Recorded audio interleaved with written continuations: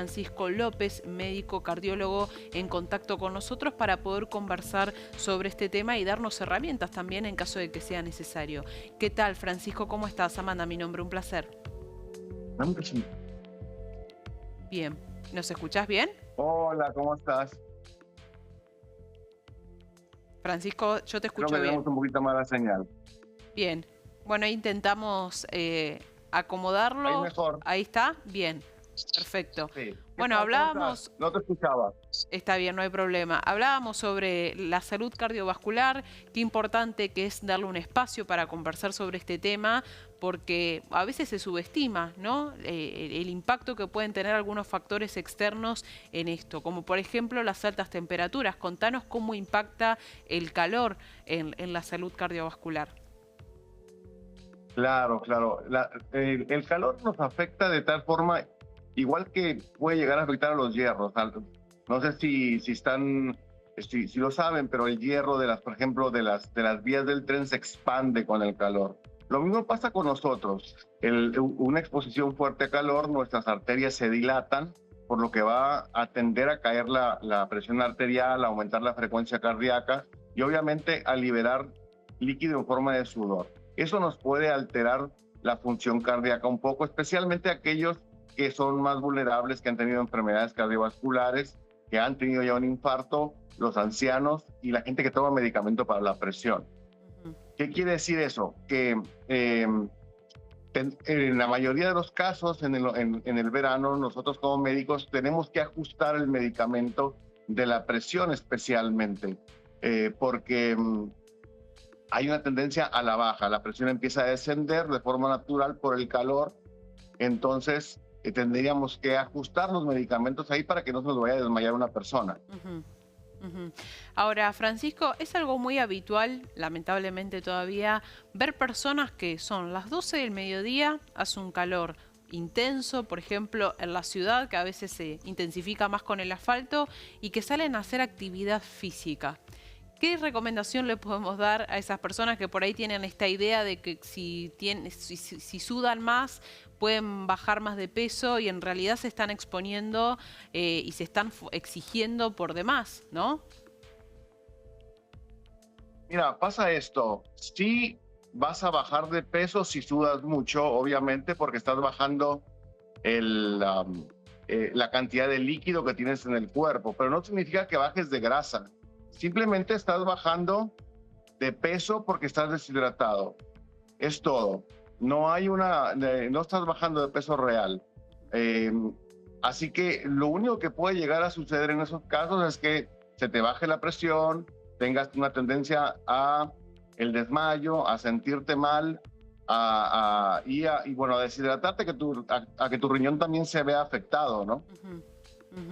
Ahora, Así que sudar para bajar de peso, eso lo hacen los boxeadores para dar el peso solamente el día de la pelea. Pero para nosotros, los normales, digamos, la gente habitual, normal, no es una forma de bajar de peso. claro, y además es una sobreexigencia al corazón, ¿o no? Es una sobreexigencia para nuestro cuerpo, para nuestros riñones, y sí hay cambios en la presión arterial, la frecuencia cardíaca, y a veces llegamos al punto de que se disminuye mucho la cantidad de orina y nos causa problemas a nivel renal. Ahora, ¿cómo tenemos que intervenir si vemos, por ejemplo, que hay una persona que ante las altas temperaturas pareciera estar más pálida o que se desvanece? ¿Cuál es la manera correcta de actuar? Porque muchas veces tiene que ver con la presión explícitamente, pero capaz uno no tiene conocimiento de qué le está pasando a la persona. ¿Cuál es la manera correcta de asistirla? Bueno, lo vemos mucho en el verano, especialmente los adultos, ¿no? Mayores, no tanto en los niños, pero en los adultos mayores vamos a ver, o las personas que hacen mucho ejercicio, que empieza a bajarse la presión, la cara les cambia, se ven más pálidos, y sienten que se van a desmayar. En estos casos, lo primero que tendríamos que hacer, si no se está mareado o desmayándose el paciente, darle un buen vaso de agua. Segundo, recostarlo. Si ya está muy mareado, se va a desmayar, recostarlo y levantar las piernas, esperar un tiempito que se recupere y después empezar a rehidratar a la persona con, de preferencia, con agua natural, pero si se le puede agregar un poco de electrolitos es mucho mejor. ¿Cuáles son los electrolitos? Bueno, le puede echar una pizquita de sal y limón, por ejemplo, al agua y tomarse eso. Y eso va a ayudar mucho a que se levante la presión y a rehidratarse y que esa agua se retenga. Ujú. ¿Cuál es la manera correcta también de cuidar nuestra salud cardiovascular en el día a día? ¿Qué pequeños hábitos podemos incorporar? Porque a veces cuando hablamos de hábitos saludables se lo asocia con hábitos complejos y a veces es ir a lo simple, ¿no? ¿Cuáles son aquellos hábitos que realmente pueden cuidar nuestro corazón? Mira, de todos los hábitos, si yo te pudiera decir una sola cosa para hacer, para mejorar tu salud cardiovascular, sería nunca fumar. Y si fumas, dejarlo. Ese es el número uno sobre todas las cosas. Después, si no fumas o dejaste de fumar, lo mejor es alejarte de todos los alimentos procesados. Todo lo que viene en caja, que viene de planta, no de una planta, sino de una planta de una fábrica. Todo eso es procesado y viene con aditamentos que son en general perjudiciales para la salud, lo más natural posible. Alimentarte de una dieta mediterránea, es decir, un poco de carnes, frutas, verduras, un poco de semillas, almendras, nueces, aceite de oliva, olivas, ese tipo de alimentos, y alejarte totalmente, si es posible, de los alimentos procesados y de los aceites que están de tipo de semillas, ¿no? Como es el de maíz, el de cártamo, todos esos. La ideal sería no consumirlos.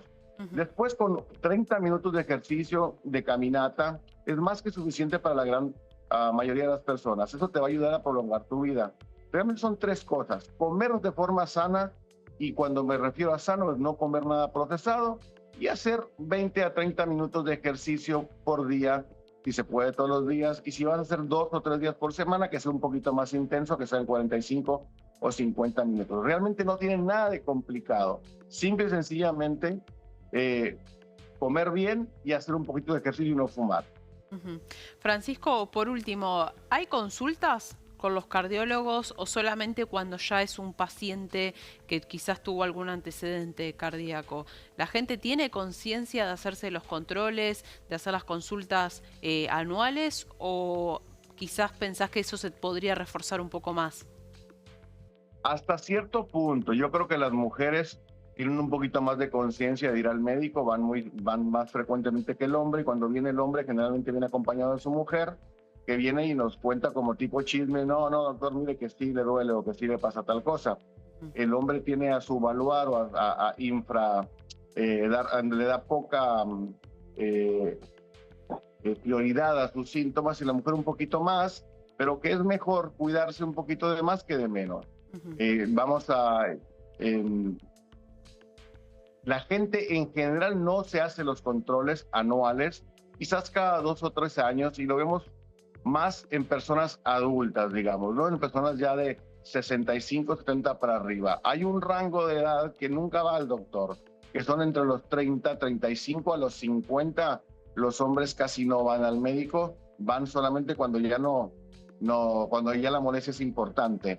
Por eso es importante, recomendamos el control anual, ¿no? Porque de esta forma podemos detectar de forma temprana las patologías justas de la edad, ¿no? Como por ejemplo el colesterol muy elevado, la diabetes, la prediabetes, la presión alta, silente, que muchas veces tenemos 4, 5, 10 años incluso con presión alta, pero como nunca se la controla, la población en general nunca se da cuenta que tiene la presión elevada.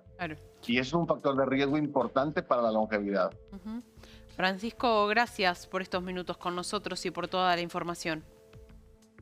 Gracias a ustedes, que tengan muy buen día. Igualmente, un placer. Ahí pasaba el doctor cardiólogo Francisco López hablando sobre la salud cardiovascular y el impacto que tiene las altas temperaturas. Por eso es importante ser conscientes de evitar quizás esa sobreexposición al sol en el horario pico y también la importancia de tener una buena hidratación.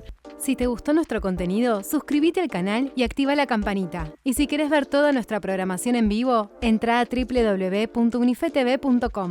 Sumate Unife. Sumate un buen día.